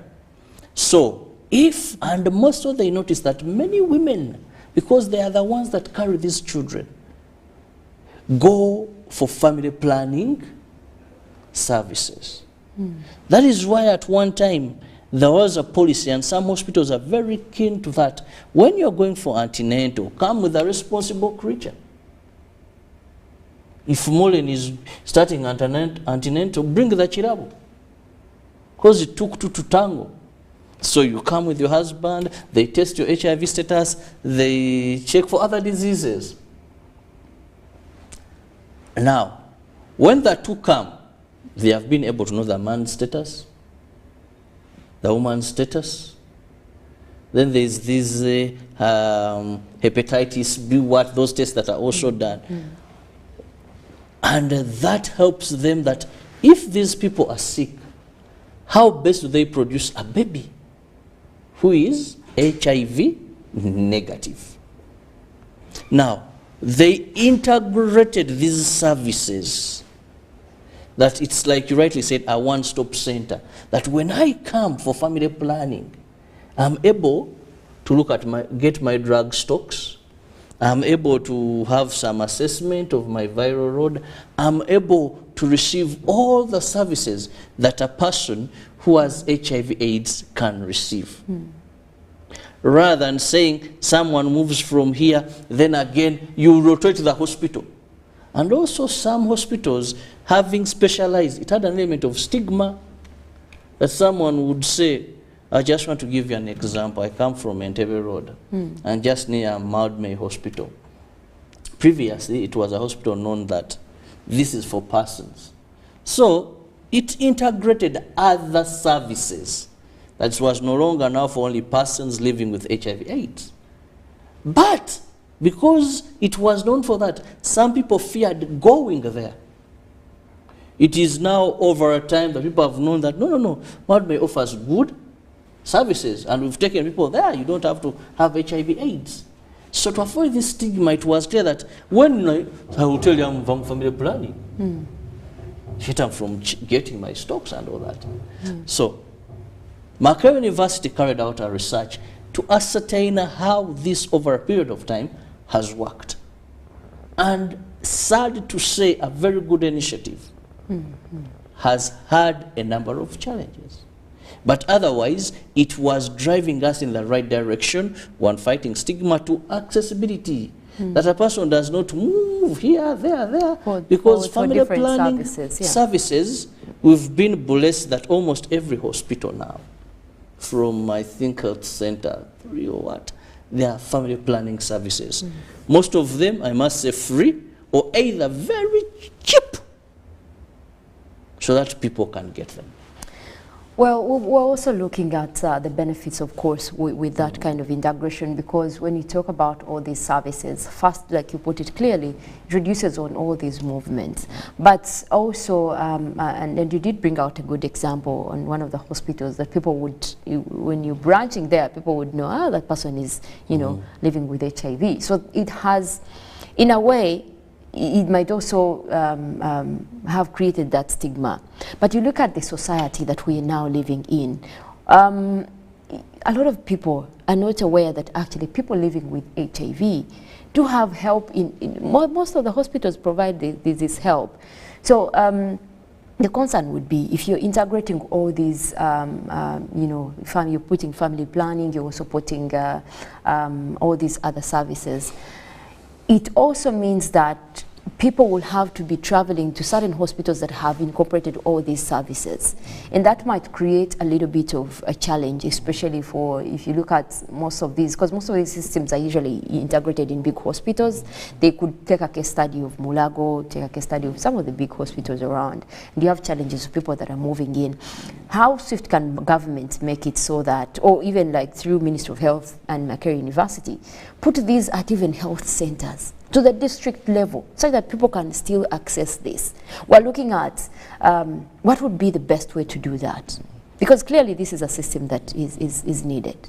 Well, first, the biggest challenge we have as a country when it comes to HIV/AIDS is that very little financing comes into that area from government. This is the bitter truth. Uganda has made strides in the fight against HIV/AIDS, and we've been a center of excellency and so good in terms of study purposes we are referred to, right from the time when we had our first case at Kasense landing site, how our president came up and how he lit the candle globally. But this success is all aimed, 90% of it is donor funded. That's the bad news. That, you see, you can't plan where you're not putting majority. HIV treatment in our country has, even when you ask, for example, the Ghana AIDS Commission, how much does government give compared to what the donors give? The donors inject so much, it is so much centered on donor funding. So some of these initiatives that government would want to put in place find it very hard to be implemented as government wants them. Therefore, it leaves our development partners to look at what do they have and how far can it go. One of the challenge here has been materials to use. Talk about drugs, talk about human resource, talk about even a sensitization. To know that when I go to this hospital for family planning, I'll also find HIV services. I'll enter this room and another person I'm going to find there, they'll be able to test this, there'll be this, and I'll walk out majestically. So if what can be done, one is government interesting itself, availing a larger portion of what it is giving to HIV/AIDS. Family planning, we are fairly doing very well, I would say, because not so much is needed. Because apart from a counselor, a person who's going to do this, then you have the pews, you have these the different forms of family planning that someone can use. But HIV/AIDS is a bit complicated. And I think that is where we still have a problem. Unless we increase on the funding, that's why Makerere then, they're recommending something that is not entirely on integration, but more on how we see that we can have continuity of this even when it doesn't mandate someone to come directly to these health centers, because they know that this may take more. That's why you find that in areas where we've made breakthroughs in health, in community level, we've used what we call the village health teams. These are volunteers. volunteers sometime. I remember, as it the PS, Dr. Anna Trinidad here has said that maybe there's a token, but this happened in terms of Ebola, COVID, something like this. But you find these are people that the ministry uses, and they're very instrumental because they're next to people. They have villages. Some villages, you know, they don't have so much population. If it is taking malaria, those small sensitization, giving out nets, they do a lot of work. But where it involves mainstream planning, it becomes a challenge. Well, and some of those challenges are the ones we actually want to, you know, close the gaps there and make sure that we don't have such challenges, which is why we're seeing, you know, an advisory coming into Ministry of Health to make sure that they strengthen that system, especially in making sure that the hospitals can deliver both family planning services as well as the ARV therapy service through that kind of model. And we know that obviously this will also require a lot of sensitization. And Robert, as we conclude on this, we look at who are the key players here? And obviously if we are to urge government to take this on, or Ministry of Health per se, what would be, what they need to do, the key players that that should be involved, and how more they can interest the public in knowing that these services are actually available? Very interesting. Now, one, Ministry of Health and development partners have very good initiatives, and this is cross-cutting in the field of health. Actually, if we are to be benchmarked as having good policies, good intervention, we would do. Where do we go wrong is implementation. That is why HIV and family planning integration is a very good idea, but at the end of the day, because of implementation, it doesn't serve sufficiently the purpose it was meant for. So, we need to examine. I'll begin with the ministry. What is it that is lacking? Is it human resource? Is it proper monitoring and supervision? Or is it material that is needed? Then that is where we'll be able to understand and say, we need more funding. We need to trust ourselves as government to have this funding. We need to recruit more personnel. Today you have senior, medical, whatever those you don't have. You have interns, you have pre-interns. There is so much problem and there's so much to eat.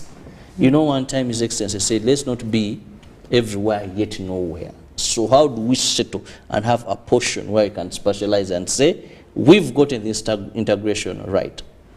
Then, the public awareness. I've seen so many government programs benefiting people that would benefit people, but they are ignorant about them. They don't know that they exist. So how do we make this exist? Then finally, how do we stop these gaps sometimes of people with long fingers, where I come from, we say that are there to grab everything that comes in this line? And for Ugandans, one, let's erode any misconception about family planning. Because it's different to have a service there and people partake of it. One time I worked with the NUSAF 2 under Office of the Prime Minister, and we went to Karamoja. And when we were in Karamoja, some district, not the entire Karamoja, but some remote district within northern Uganda. So we were at some center, and I went to the toilets, and they were very, very clean. I said, these people are even better than Kampala people. But as I moved around, I sensed some funny smell. So I asked someone, told us, for us, we are told if a woman goes in, she never gives birth. So we desist and we use the nearby. So the actual thing is very clean, but you move a little bit away. It is very, because it was a belief. Today there has been transformation, and these people go there. So there is so much misconceptions about family planning. That's why you find that if women are the ones interesting themselves because they bear the burden. Two, we must, as a country, follow the 95 95. Because if you have so many infections, so many people on treatment, then all these will mean nothing. And it begins with you and me daring to go and know your HIV status. Every after maybe a year or less, go and know your HIV status. If you're positive, God forbid. But if you are, HIV/AIDS is not a death sentence. Start drugs. And when you start, stick on that treatment so that you go to the 95 that suppresses the viral load. And when you suppress the viral load, you're not only productive and enjoying life, but chances of transmitting the virus are also reduced. And 2030 will find us that we'll meet that target of ending HIV/AIDS by 2030. Absolutely, and obviously we're looking at how to close some of these gaps that arise in providing medical care. And of course, for the people living with HIV, we know that there is medical help, especially in terms of treatment and the ARV therapy services that are available in hospitals. So simply what we're saying is that strive to have also these other additional services like family planning and make sure that we can at least reduce contact at birth, but also like KIrabo put it, make sure that even at your status, you're able to suppress your viral load. And we get into more of what also government can do on its side to ensure that these services are available and accessible, and of course promoting more awareness on the topic of persons living with HIV, but also on prevention, so that we match up the targets that was set across by the World Health Organization. By 2030, we should be looking at better health care, but also ending that is HIV worldwide. And Uganda has been really at the forefront of this fight, and we will continue to do so, asking that Ministry of Health should also partake some of these key players that are coming on board right now to ensure that we're able to put up the best services as a country and keep health, better health for our citizens. Well, that is all from the agenda this morning. We have more coming up with sports. Now, about the media derby that happened yesterday. I know I know Ruben himself has a lot to say about it, and I'm still wondering whether... I'm looking for Drago. It's no, you can't people are already pointing fingers, but the game is a game. Sometimes these things happen. And for us, we go to win.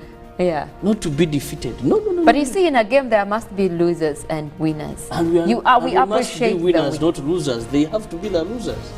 Well, no one says that should be the case. But obviously, there are lessons that are learned. You learn from your mistakes, and next time hope that you take back the title. Well, we'll leave it to the big man here, Ruben, who will be talking more about that. And of course, we know that also Premier League is a little bit behind us now. The people are, rubbing tears or celebrating. I think by now, but even the games that happened yesterday, everyone already had a feel where they stand. Season. Yeah. So those that have crossed over to Champions League, Europa, all that, let's await Ruben to do that. He will be coming up right after this. For now, we take a short break. Good morning.